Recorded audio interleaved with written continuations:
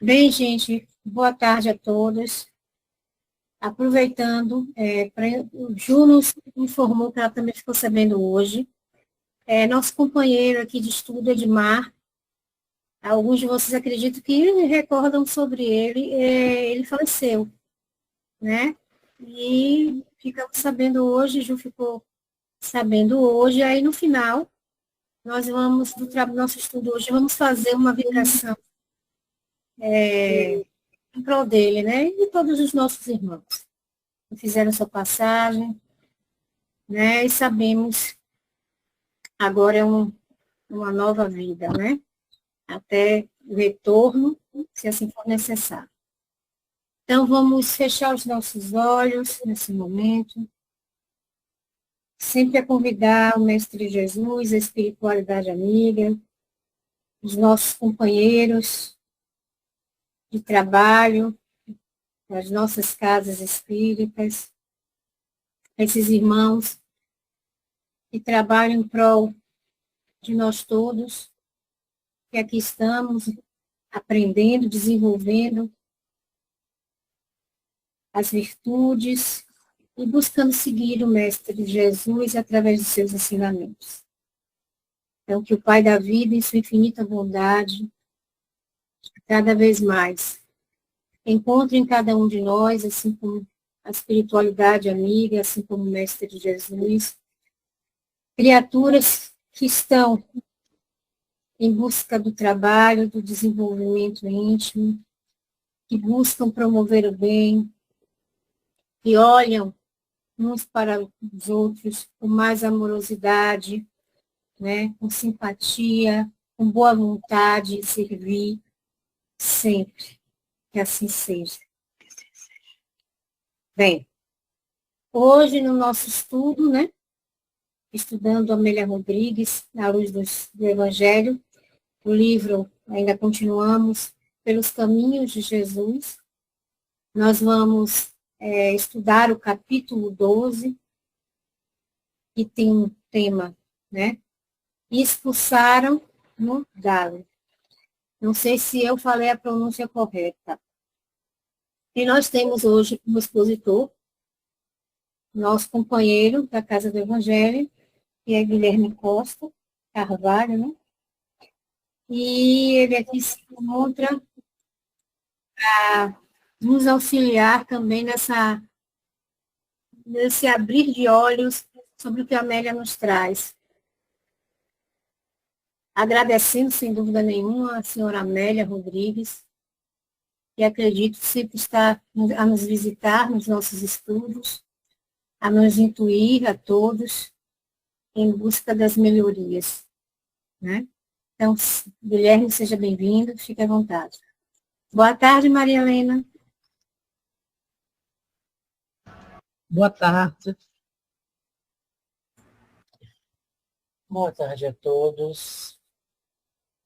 Que a paz do Divino Jardineiro se encontre e permaneça conosco, hoje e sempre. É sempre uma alegria enorme falar de Dona Amélia Rodrigues.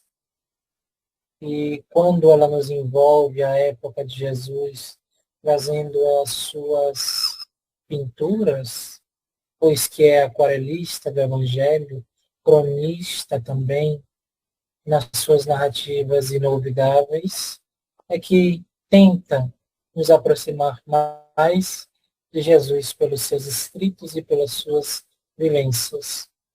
O capítulo de hoje, E expulsaram-no dali, é um capítulo onde Dona Amélia Rodrigues ela vai trabalhar principalmente a ineficácia dos sentimentos negativos, ressaltando o ódio. Quando nós vamos analisar a partir de uma ótica geral, sem cunho doutrinário, enxergamos que na sociedade nós temos muitos problemas detectados e não detectados de processamento das emoções. As pessoas, de modo geral, elas sabem que elas têm alegria, que elas têm raiva, que elas têm tristeza, que elas têm vários complexos emocionais, mas pouco exploram. É o que é a área que nós costumeiramente chamamos de saúde mental.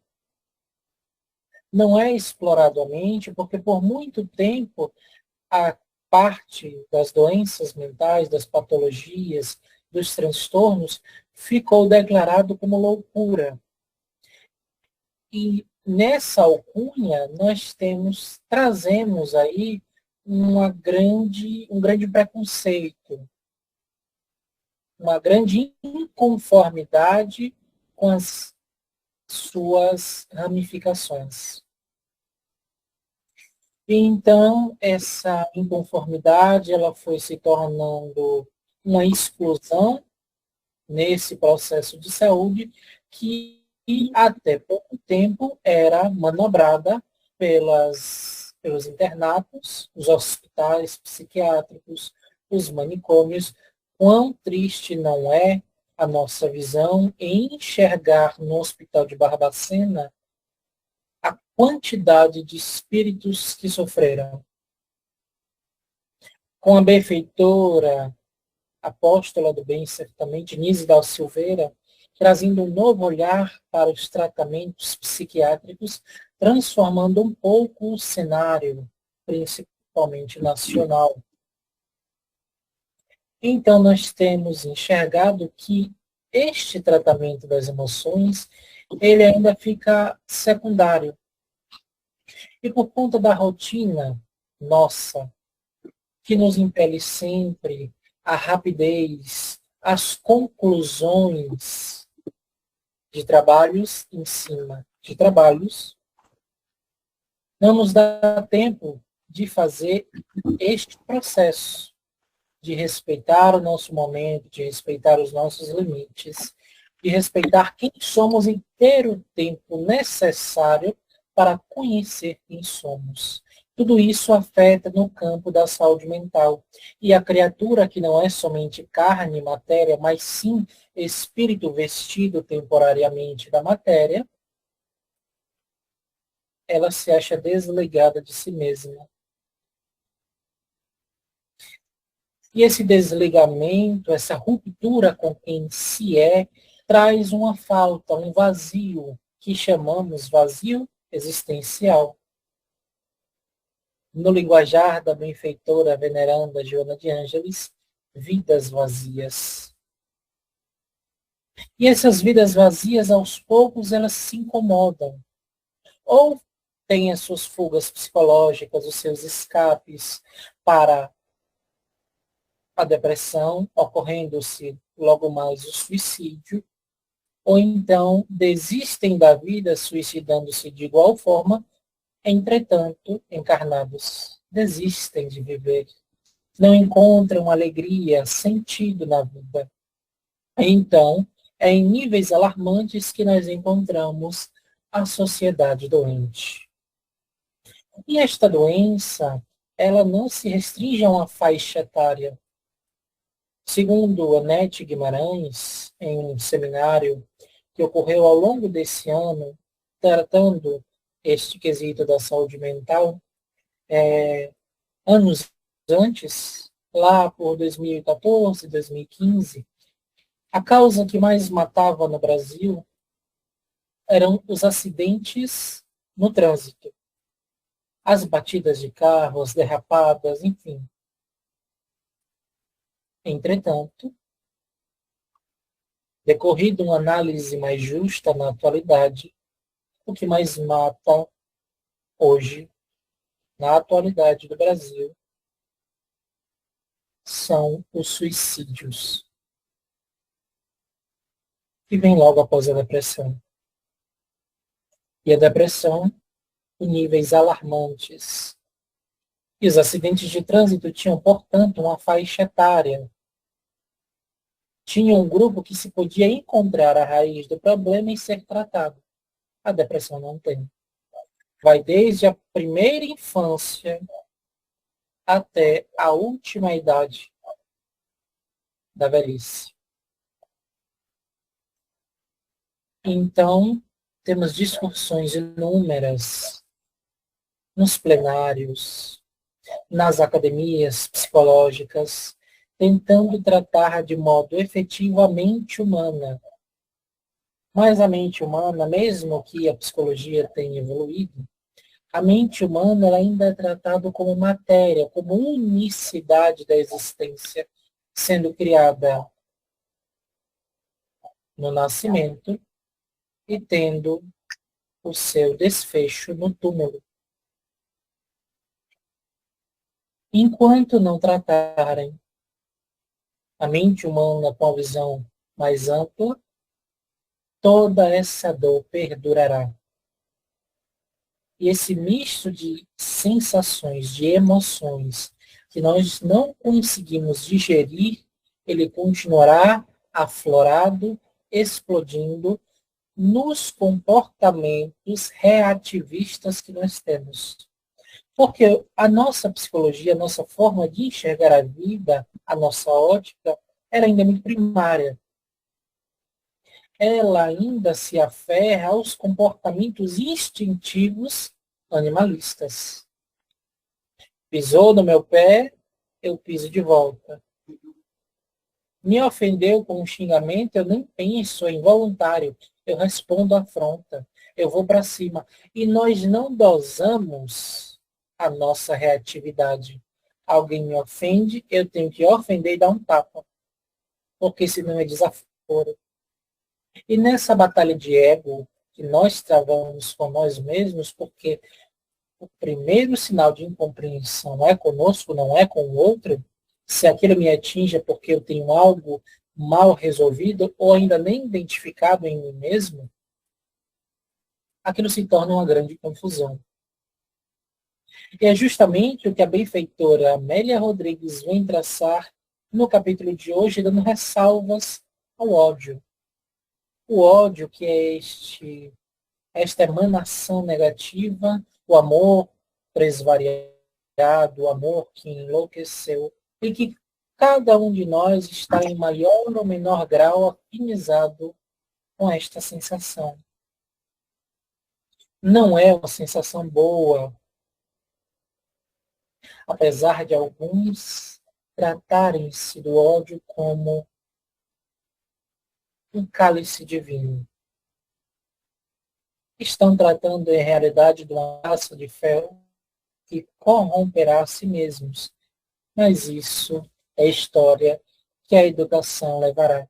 Separei, como de costume, alguns parágrafos para nos sintonizarmos com a benfeitora Amélia Rodrigues, das suas próprias palavras, que não conseguimos nem de longe alcançar.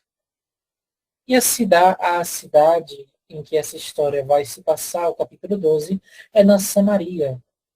Naquela mesma Samaria, lá de Primícias do Rei, no capítulo 9, a mulher de Samaria, a iluminadora, como ela diz. Mas nós não vamos ver uma Samaria que aceitou Jesus pelos feitos que se produziram, pelo que aquela mulher falou. Mas vamos ver uma outra parte da Samaria. A Samaria, vou ler a parte histórica em que ela narra, mas vamos nos adiantando em que a Samaria era um local de miscigenação de culturas, miscigenação de povos. Então, enquanto os judeus representavam a ilha monoteísta, como bem diz a benfeitora Amélia Rodrigues, Samaria estava dentro do mar politeísta, era pagã, cultivava vários deuses, enquanto hoje era um deus, amanhã poderia ser outro, totalmente diferente. Era um choque de várias culturas, choque de várias interpretações, choque de vários interesses. Então, tinha-se a rivalidade entre judeus e samaritanos. Mais os judeus, porque conservavam-se no orgulho do Deus único, que este Deus era deles, é que, portanto, não cabia tergiversar quanto ao adversário que possuía vários deuses. Lembramos também dessa questão da Samaria, enquanto Amélia Rodrigues conta que as heranças morais do primitivismo humano demoram-se como chagas abertas, exudando desagradavelmente, embora a meditação eficiente da evolução desconsiderada.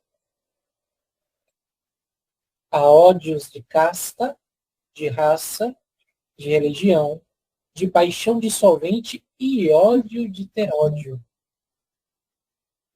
Jesus sempre o enfrentou como um antídoto único, eficiente e poderoso, que é o amor. Vamos então para a primeira resolução do nosso problema. Dona Amélia Rodrigues já deu a chave para esta resolução. É o amor. É o antídoto. É o contrário do ódio. O ódio é o amor que enlouqueceu. O amor, realmente, aquele que se expande para além das fronteiras materiais, das fronteiras familiares, das fronteiras de vínculos afetivos. Este é o amor que deu frutos. O amor que se desenvolveu. O amor que entendeu as suas capacidades e até onde ele consegue chegar.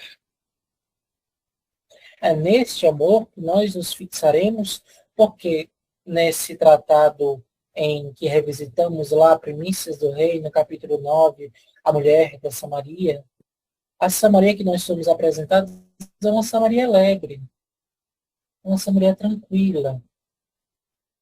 Quando nós voltamos ainda no tempo para as parábolas de Jesus, a do bom samaritano, nós vemos que ele foi o único capaz de realizar um feito que todos os outros, o sacerdote e o levita, deveriam ter feito, ter realizado. Então, até aquele momento, nós estávamos apresentados a uma Samaria relativamente equilibrada.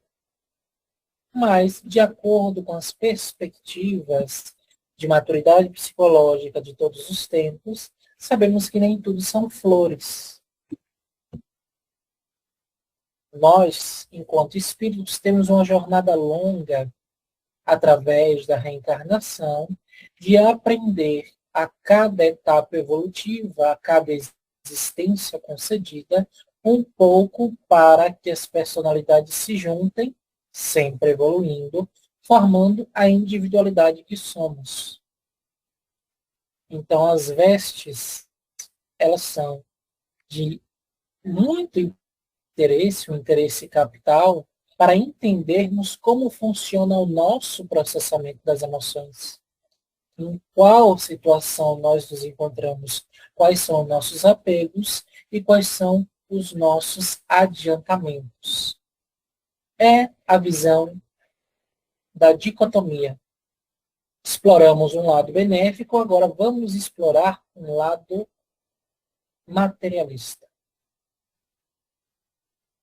Amélia Rodrigues prossegue.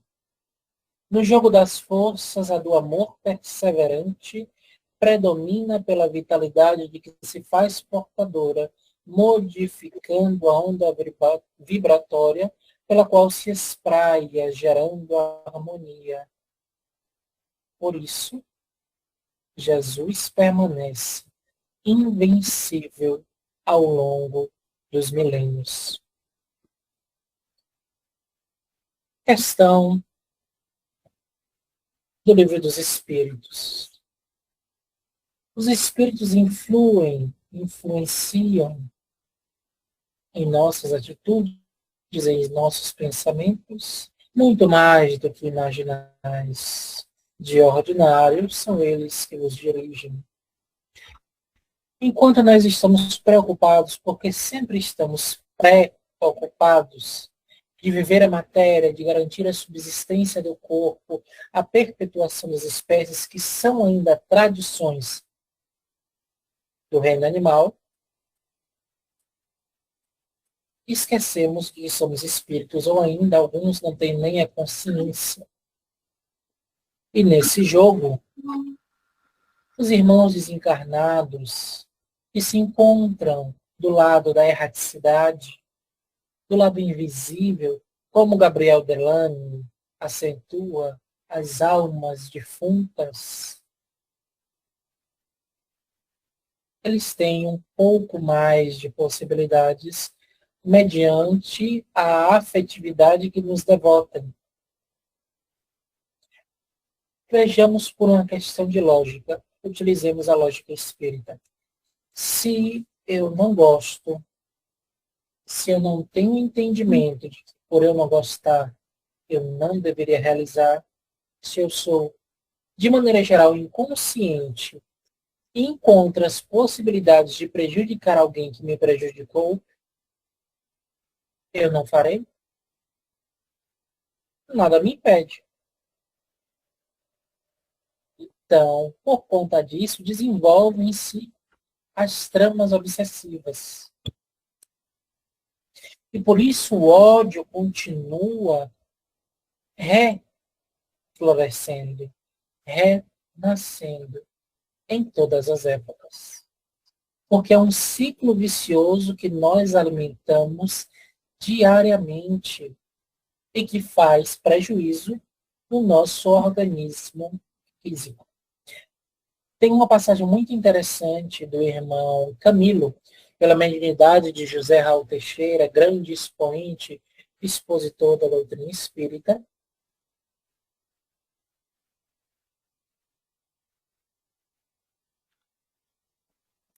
em que ele comenta sobre o ódio em Jerusalém. Até hoje nós vemos, inclusive em notícias recentes, como a guerra que teve entre a faixa de Gaza, ali naquele território da Palestina, volta e meia nós vemos combates, disputas por território, porque se conserva energia tão pesada naquele local. E aí, irmão Camilo responde que são núcleos obsessivos, núcleos obsidiados. Os espíritos, enquanto encarnados, mantêm um tipo de comportamento, um tipo de afinidade mental. E por conta disso, eles vivem a vida odiando os outros. Morrem, não se transformam em passe de mágica. Mantêm o ódio. E aí encarnam de novo e mantêm o ódio. Então, aquela atmosfera ela está poluída pelo ódio recíproco. E eles partem de um plano para outro, de um plano para outro, de um plano para outro, alimentando os mesmos comportamentos, modificando pouca coisa. Por isso, aqueles núcleos, antros obsessivos, que nós vamos ter volta e meia combates, mortes, assassinatos em grandes proporções. É o que acontece quando se acumula o ódio. O ódio ele tem uma característica interessante, ele não faz parte das emoções primárias, porque nós temos emoções primárias, uma apenas de caráter positivo, que é a alegria. Então, essas emoções primárias ele não faz parte.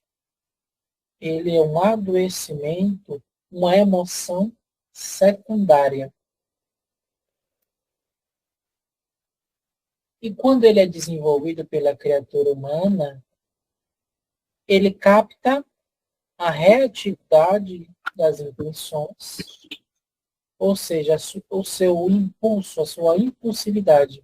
Se você é aquela pessoa estressada, aquela pessoa neurótica, nervosa, em que tudo responde, você é um fácil receptáculo de ódio, de ira.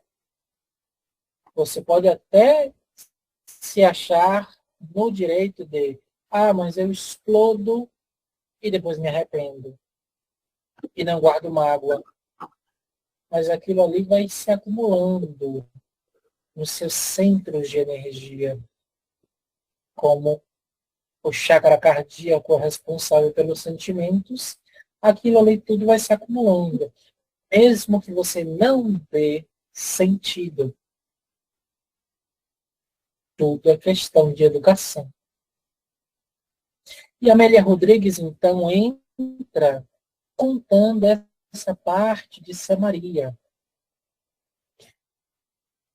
Samaria primitiva fora construída por Omri, antigo rei de Israel, por volta de 880 a.C. Segundo a narrativa em 1 Reis, capítulo 16, versículos 22 a 29, o monte no qual se situa fora adquirido por Semer, de quem lhe originaria o nome, a fim de tornar-se capital do Reino do Norte, posteriormente à morte de Salomão, quando o país foi dividido por volta de 922 a.C. Graças à sua situação geográfica e estratégica, sofreu várias invasões e vicissitudes, especialmente por parte de Sargão II da Assíria, que a conquistou impiedosamente no ano 721 a.C., após um cerco de 3 anos, tendo sido parte da sua população escravizada e enviada para a Média. Quando os judeus retornaram da escravidão na Babilônia, mantiveram de Jerusalém indesculpável rancor, que passaria de uma para outra geração sob a justificativa de miscigenação racial. Justamente essa questão. Eles alimentaram o ódio e aí enraizaram isso no comportamento geral. Dona Amélia Rodrigues, na maioria de seus capítulos, faz citações do Novo Testamento.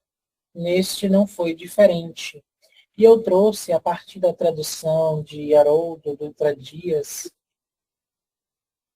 o que ela cita no capítulo, que é Lucas, capítulo 9, versículo 54, que é: tendo Jesus chegado, passado por Samaria junto com seus discípulos, e os discípulos tendo ido à frente para poder organizar, comprar alguma coisa para Jesus comer, eles também fazer um leve repasto, matar a sede, pernoitar porque a viagem era longa, foram escorraçados iguais a párias sociais. E isso logo inflamou o ego. Mas nós estamos amando do Senhor. Como é que estes não nos recebem? E aí volta as questões, as querelas dos povos. Não nos aceitam porque são pessoas de Samaria, são menos inteligentes que nós, menos virtuosas. E chegaram a mandar Jesus embora. Quando tocou no mestre, aí os discípulos já se animaram mais para causar algum tipo de briga e fizeram a pergunta. Vendo isso, os discípulos Tiago e João disseram: Senhor, queres que digamos para descer fogo do céu a fim de os destruir? Interessantíssimo como nós vemos até este momento João, o discípulo amado, e seu irmão Tiago, os irmãos Trovão, a forma que eles enxergavam Deus ainda. Mesmo Jesus estando ali, pronunciando Deus sob uma nova ótica, a ótica do amor imarcessível, a ótica do amor que consola, a ótica do amor que cura, a ótica do amor que transforma, eles ainda registravam em si um Deus que tinha partido. Um Deus que beneficiava povos em detrimento de outros. Um Deus que serviria-lhes as vontades de acordo com seus posicionamentos, porque pensavam, Jesus é filho de Deus, ou pelo menos tenha alguma ligação com o Altíssimo, é o Messias, o Salvador. Se ele é isso tudo, Deus está conosco. Se Deus está conosco, ele atende às nossas vontades e, logicamente, está contra os outros, que não se dobrarem à nossa vontade. É ainda um comportamento de opressor e oprimido, que é a nossa grande dificuldade em todas as eras.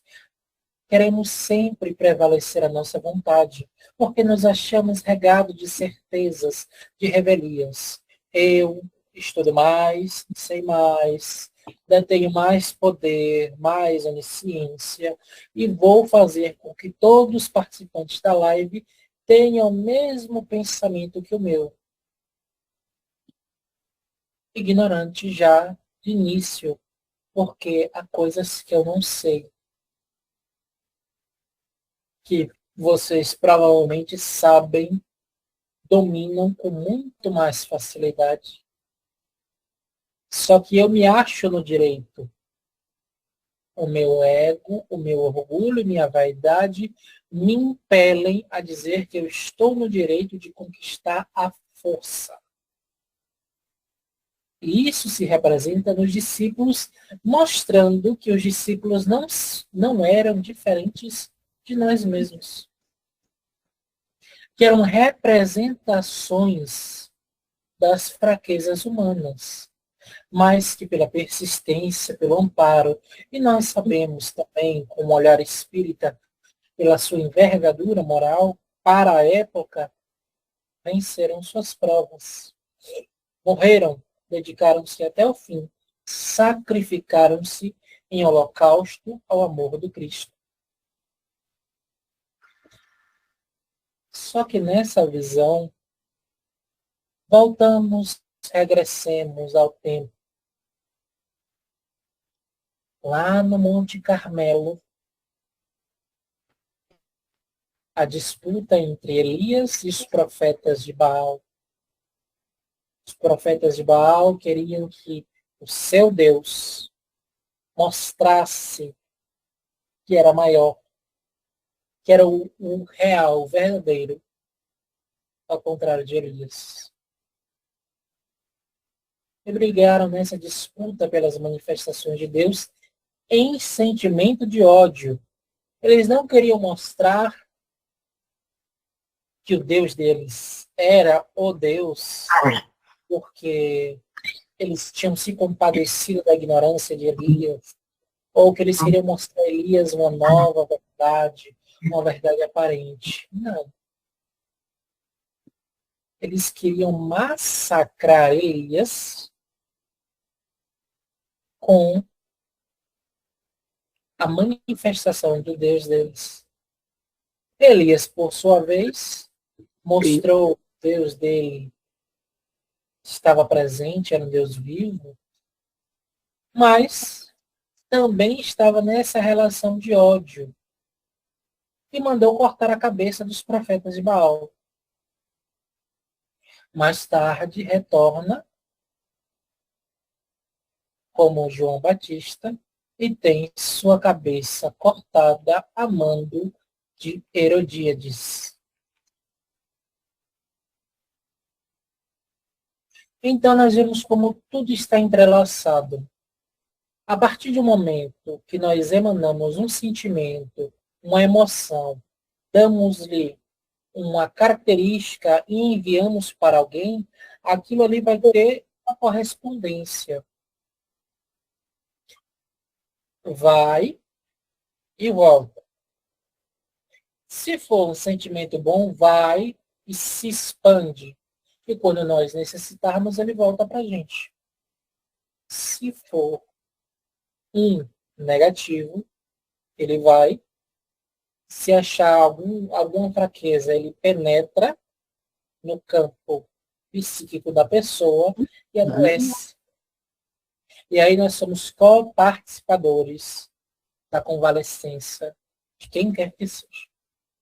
Então, mais tarde, a consciência vai lhe cobrar. Porque a consciência vai conosco onde quer que nos encontremos. Não podemos nos desligar da consciência. Somos manifestados por ela. E ela vai cobrar. Que é a questão dos samaritanos. Porque Dona Amélia prossegue o seu discurso. Então ela fala que a aldeia exalava ódio, exalava orgulho, exalava rancor, e não conseguia se transformar. Imaginemos o magnetismo de Jesus. Cansam os benfeitores espirituais de dizerem que quem conhece Jesus não esquece nunca mais. O encontro com Jesus fica gravado na alma, no perispírito, no espírito. É um momento inigualável, inesquecível. Imaginemos encontrar aquela figura alta, suave,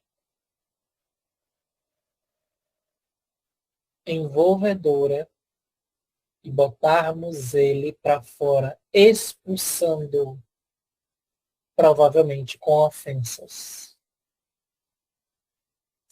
E Amélia Rodrigues continua a discorrer e diz, provavelmente, com toda a certeza, talvez, Jesus fora o único amigo, o único verdadeiro amigo que aqueles samaritanos tiveram. E eles não reconheceram, expulsaram ele dali.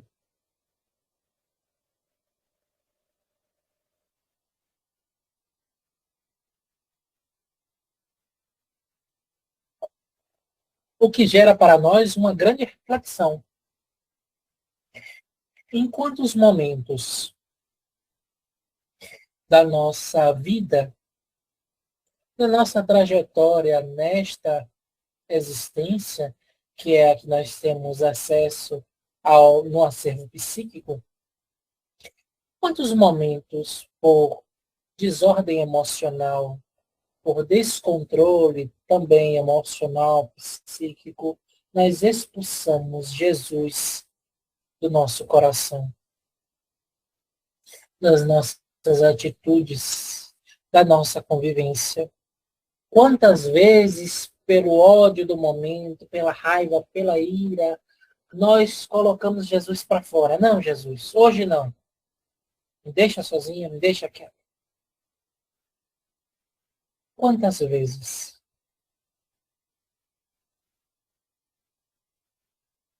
Quantas vezes Jesus, que poderia ser o único presente naquele momento a nos trazer algum conforto, foi negado, como fez Simão Pedro?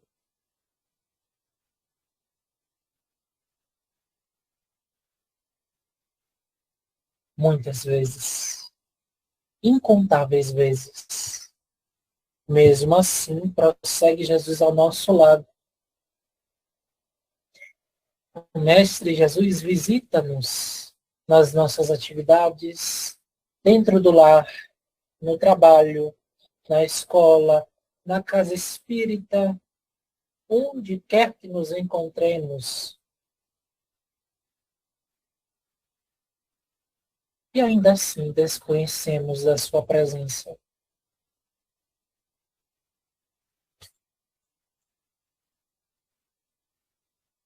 Já estamos chegando ao nosso final. E eu gostaria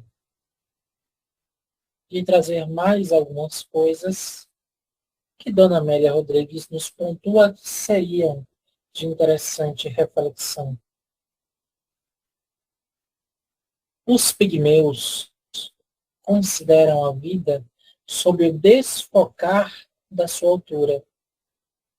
A aldeia da Samaria era grande na sua pequenez, orgulhosa e rica na imensa pobreza do seu desvalor.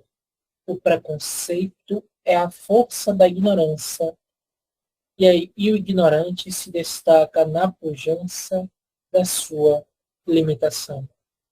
Jesus estava ali, e os prejuízos morais o expulsavam por uma questão de estreiteza de conceito, de ótica, de paixão. É tempo, como se vem popularizando, não só no meio espírita, mas principalmente em sociedade, é tempo de nós cuidarmos de nós mesmos, da nossa mente. A saúde, ela tem um conceito muito mais amplo do que o simples estabelecimento do corpo físico, do corpo orgânico, do corpo somático. Tem um campo psicossomático. Como é que está o seu psiquismo? Como é que você lida com certas situações? Como é que você lida com seus traumas? Como é que você lida com quem você é? Como é que você lida com as suas limitações? Como é que você lida com as suas virtudes? Você lida? Você sabe lidar? Ou você foge de si mesmo? Essas questões têm sido propaladas, divulgadas a todo instante. A doutrina trazia lá no século XIX, meados do século XIX, que a reforma íntima é necessária. Passados mais de 150 anos, repetimos o mesmo. A reforma íntima é necessária. E qual tem sido nosso posicionamento mediante essas verdades? Estamos nos conservando como Samaria, nesse caso, ricos no desvalor, pequenos, moralmente falando, ou temos sabido seguir os caminhos de Jesus? Essa, para mim, é a reflexão principal do nosso capítulo de hoje.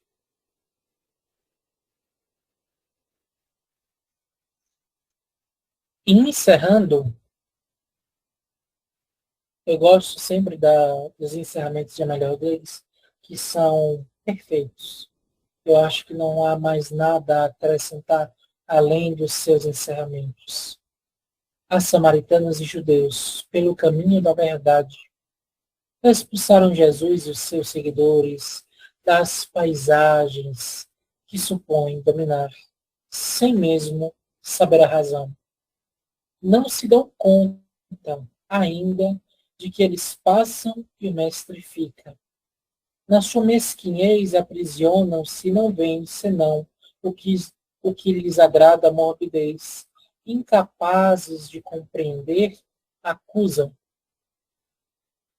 Porque não podem amar, perseguem. Os samaritanos expulsaram-no dali. Ele, que sempre os tomou como modelo, e foi talvez o seu único amigo na história dos tempos. Então, meus irmãos, que saibamos aprender que Jesus está conosco, independente da situação. Que possamos entender que as situações dolorosas, as situações difíceis que sejam, passarão. Que nós podemos ter uma rede de apoio, sim, em Deus, em Jesus, na espiritualidade amiga e dos nossos cômpares nas casas espíritas. Porque os centros, as casas espíritas, têm por obrigação reacender essa irmandade que Jesus veio pregar há 2000 anos. Eu encerro a minha fala agradecendo mais uma vez a oportunidade de falar de Amélia Rodrigues, que é minha autora favorita e que sempre traz ensinamentos de grande potencialidade, de grande reflexão para movimentar o nosso cérebro em uma ótica, em um caminho diferente, reacendendo esta vontade, esta chama inata da pureza dos ensinamentos de Jesus. Que Deus nos abençoe, hoje e sempre. Que assim seja.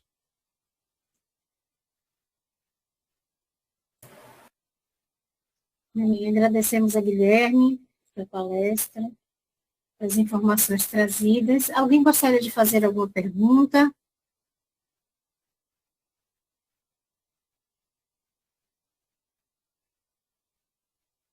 Esse é o momento. Nós temos ainda 10 minutos antes de fazermos nossa vibração.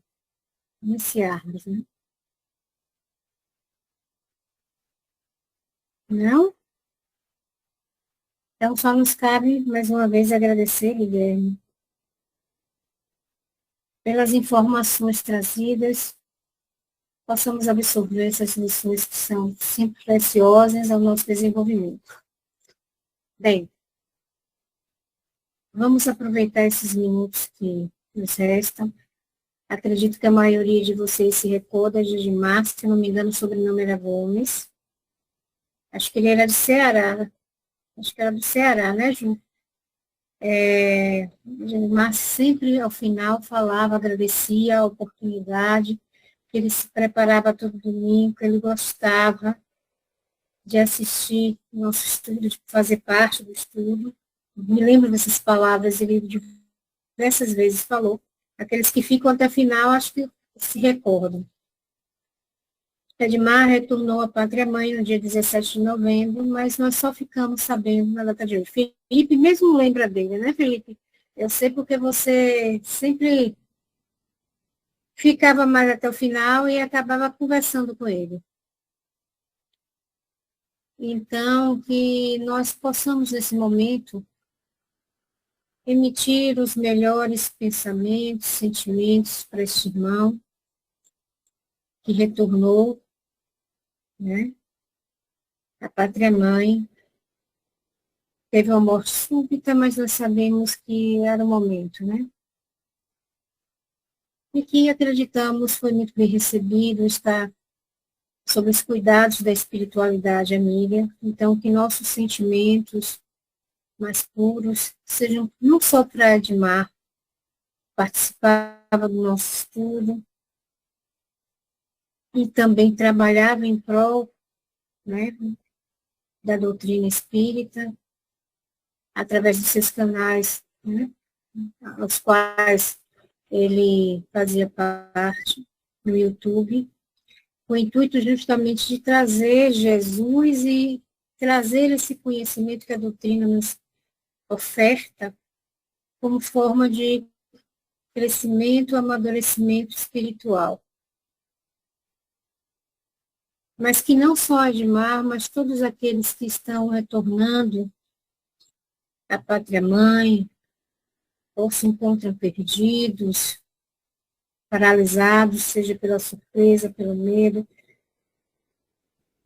pela incompreensão do que está a acontecer com ele, que eles sintam, que chegue até ele, se for possível, ou que chegue para a espiritualidade esses sentimentos bons, essas lembranças boas, que fazem tão bem a cada um de nós. Porque quando nós nos lembramos daqueles que nós gostamos, que nós amamos, que nós simpatizamos, nos faz bem.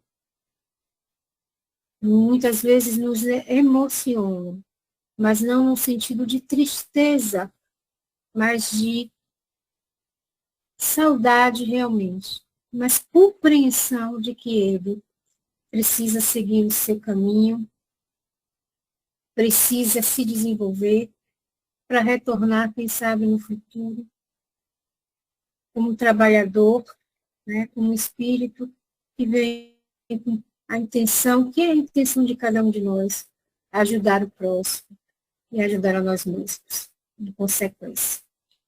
Então, que Jesus, em sua infinita bondade e espiritualidade de cada uma das nossas casas, das quais nós fazemos parte, trabalhamos, possa auxiliar, se permanecer sempre firme na posição dos servidores do Cristo, porque essa posição reflete no auxílio a cada um de nós.